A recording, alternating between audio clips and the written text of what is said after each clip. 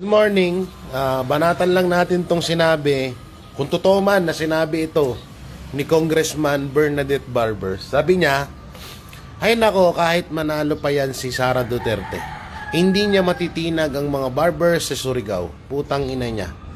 Putang ina. Siya ambisyosa. Putang ina. Kayo nga mambubudol at manggagamit. Bakit? Yung asama mo, di ba?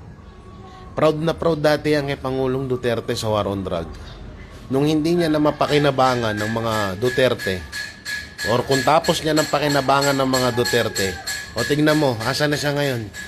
Diba? Isa siya sa tumutulig sa mga Duterte. Kaya tigil-tigilan nyo kami sa mga ganyan nyo. Tsaka, anong pakialam ni BP Sara dyan sa Surigao? Una-una dyan sa inyo? Ha? Anong pakialam niya sa'yo? Although sa mga tiga Surigao, may pakialam si BP Sara. Kasi kung makita ni BP Sara na matindi ang corruption niya sa Surigao, putang ina, talagang mananagot kayo diyan. Yayariin talaga kayo ni BP Sara. Pero kung maayos naman pala ang Surigao nyo, ba't takot na takot kayo? Buta, bago sana kayo magsalita, tignan nyo muna yung mga galawan yung mag-asawa, lalong-lalo ni asawa mong si Ace Barbers, ha?